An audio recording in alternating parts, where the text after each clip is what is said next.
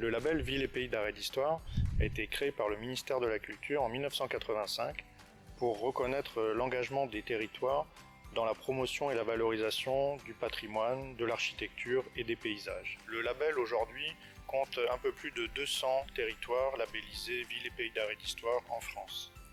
Les objectifs du label sont de reconnaître l'engagement du territoire pour promouvoir le patrimoine, l'architecture et les paysages par la mise en place d'actions et de documents de gestion. Alors, ce label VPH s'adresse à un public très large, bien sûr en priorité les enfants, dans le cadre scolaire, extrascolaire ou familial. Il s'adresse également prioritairement aux habitants, aux citoyens du territoire, pour qu'ils soient sensibilisés à la qualité de leur cadre de vie.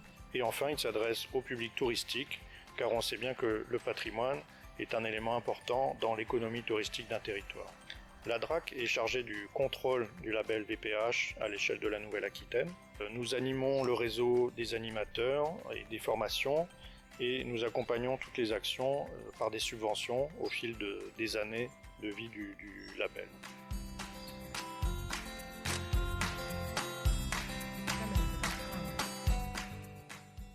Le Pays d'Art et d'Histoire Vézères-Ardoise a une vingtaine d'années, puisque c'est au tout début des années 2000 qu'il a été constitué et créé. Le Pays d'Art et d'Histoire s'étend sur 47 communes, à l'ouest de la Corrèze. Va du sud, Ussac, Varèse par exemple, jusqu'au nord, Saint-Thibard, Troche, Ségur-le-Château, à l'ouest, Louignac, Ayen, Salagnac même, une commune de la Dordogne, et à l'est, Chantex, La Grolière par exemple. Il y a une unité paysagère autour de la Vézère et une unité géologique autour de l'Ardoise. Initialement, c'est comme ça que cela s'est constitué avec les 15 premières communes. Puis l'extension a permis d'y associer plus largement, toujours autour de l'Ardoise, de l'histoire, du Moyen-Âge, du patrimoine bâti d'autres communes. C'est un pays de marche, il y a plusieurs unités paysagères mais qui se retrouvent autour de ces deux mots, Vézères et Ardoise. Alors c'est un regroupement de communes, des 47 communes avec des titulaires, un suppléant par commune, sous forme associative, et si cette forme-là a été retenue, c'est parce qu'elle permet d'y associer, en nombre bien moins important, certes, mais des personnes physiques et des personnes morales, par exemple des offices de tourisme et des associations de sauvegarde du patrimoine, et ce qui confère à notre entité une souplesse qui est fort appréciable.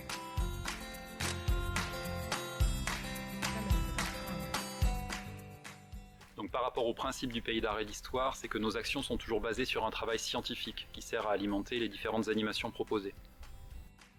Les valeurs du Pays d'Art et d'Histoire sont de travailler sur l'ensemble des patrimoines des différentes communes, quelle que soit leur densité et leur reconnaissance. Nous travaillons sur des publics différents, à la fois les jeunes, les adultes, mais aussi des publics en situation de handicap ou des publics en situation d'exclusion. Et à partir de cela, nous mettons en place un programme d'animation varié, incluant des visites guidées traditionnelles, mais aussi des visites théâtralisées, nous incluons la population locale, des spectacles de théâtre d'ombre, sur le même principe, ou encore des escape games. L'équipe du Pays d'Art et d'Histoire est composée de 3 salariés, de personnes en service civique et de personnes en stage, souvent des étudiants en master valorisation du patrimoine.